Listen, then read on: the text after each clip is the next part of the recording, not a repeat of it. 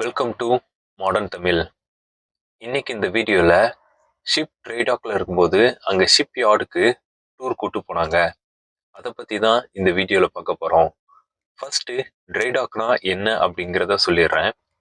Try talk அப்படிங்கிறது நம்ம ஒரு வண்டியை, ஒரு காரு, பைக்கை எப்படி வண்டியை சர்வீஸ் விடுறோமோ அதே மாதிரியே புது கப்பலாக இருந்தால் ஒரு 5 வருஷம் கழிச்சு தான் ட்ரை டாக் எடுப்பாங்க. இதுவே பழைய கப்பலாக இருக்குது அப்படின்னா அதோட கண்டிஷனை பொறுத்து 2 வருஷத்துக்கு ஒரு வாட்டியோ இல்லை 3 வருஷத்துக்கு ஒரு வாட்டியோ ட்ரை டாக்ல நிப்பாட்டுவாங்க. கப்பல் அப்போ தண்ணியில் இருக்காது, தண்ணியில் இருந்து தனியாக தரையில் நிப்பாட்டி அதோட மெயின்டெனன்ஸ் ஒர்க்கெல்லாம் பார்ப்பாங்க. இதை தான் சிம்பிளாக ட்ரை டாக் அப்படின்னு சொல்லுவாங்க. நான் வேலை செய்கிற கப்பல் இப்போது ஸ்பெயினில் கேடிஸ் அப்படிங்கிற இடத்துல நவன்டியா ஷிப் யார்டில் ட்ரை டாக்ல இருக்குது. இந்த நவன்டியா ஷிப் யார்டு ஸ்பெயினில் இருக்கிற மிகப்பெரிய ஷிப் யார்டில் ஒன்று. இங்கே ட்ரை டாக், வெட் டாக்கு, அப்புறமா பெரிய பெரிய ஷிப்பும் பில்டு பண்ணுவாங்க. இங்கே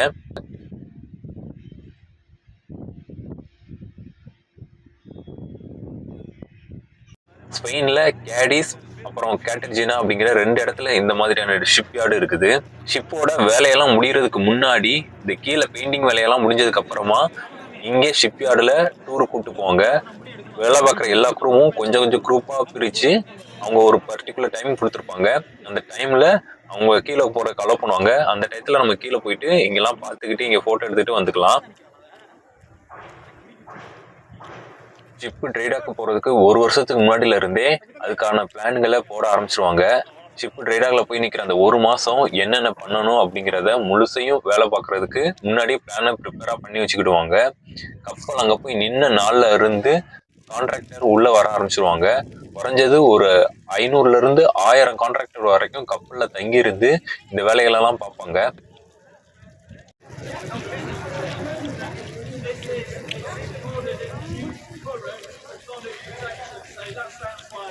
குறிப்பாக பார்த்தீங்கன்னா கப்பலோட ஃபுல் பெயிண்டிங் பண்ணிடுவாங்க, உள்பக்கம் வெளிப்பக்கம் எல்லா இடங்கள்லையும். அதுக்கப்புறமா கார்பெட் எல்லாம் சேஞ்ச் பண்ணிடுவாங்க. பப்ளிக் ஏரியா, ஸ்டேர்கேஸு, லான்ச்சஸு, இன்டீரியர்லாம் சேஞ்ச் பண்ண வேண்டியது இருந்தால் இன்டீரியரையும் சேஞ்ச் பண்ணிடுவாங்க. கேபின்ஸ்லாம், பேசஞ்சர் கேபின், க்ரூ கேபின்லாம் செயில் ஆகும்போது எதுவும் பார்க்க முடியாத வேலை எல்லாத்தையுமே அப்போ பார்த்து முடிச்சிருவாங்க.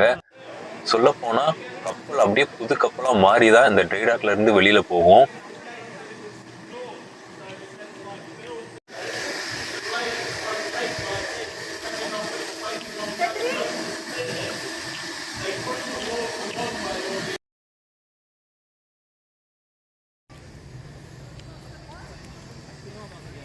இந்த பக்கம் வழியாக தான் தண்ணியை கொஞ்சம் கொஞ்சமாக உள்ளே ஏற்றுவாங்க. இந்த பக்கம் அப்படியே கடல் இருக்குது.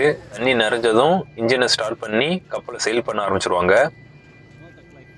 இந்த வருஷம் கப்பல் ட்ரை டாக் வந்ததுனால அடுத்த 2 வருஷத்துக்கு கப்பலை வருஷம் வெட் டாக் மட்டும்தான் எடுப்பாங்க. வருஷத்துக்கு 1 வாரம் கப்பல் இந்த மாதிரி நிப்பாட்டி தண்ணியில் தான் நிற்கும். ஆனால் இந்த மாதிரி ஃபுல்லாக தரையில் நிற்காது, தண்ணியில் தான் நிற்கும். தண்ணியில் நிற்கும் போதே 1 வாரம் நிப்பாட்டி இருந்து சர்வீஸ் எல்லாம் நிப்பாட்டிட்டு வெளியிலேருந்து இந்த மாதிரி கான்ட்ராக்டர் வந்து தங்கி இருந்து உள்ளேயே வேலையை முடிச்சுட்டு கிளம்பிடுவாங்க.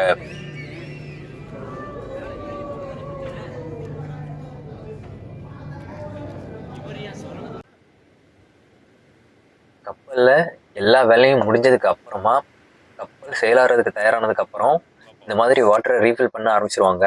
கடலோட நீர்மட்டமும் இந்த ஷிப் யார்டோட நீர்மட்டமும் ஒன்றா வந்ததுக்கு அப்புறமா ஷிப்பை செயில் பண்ணுவாங்க. ஒரு நாள் நைட்டு முழுக்க தண்ணியை ரீஃபில் பண்ணி அதுக்கப்புறம் தான் இந்த கடலோட நீர்மட்டமும் ஷிப் யார்டோட நீர்மட்டமும் ஒன்றா வந்துச்சு.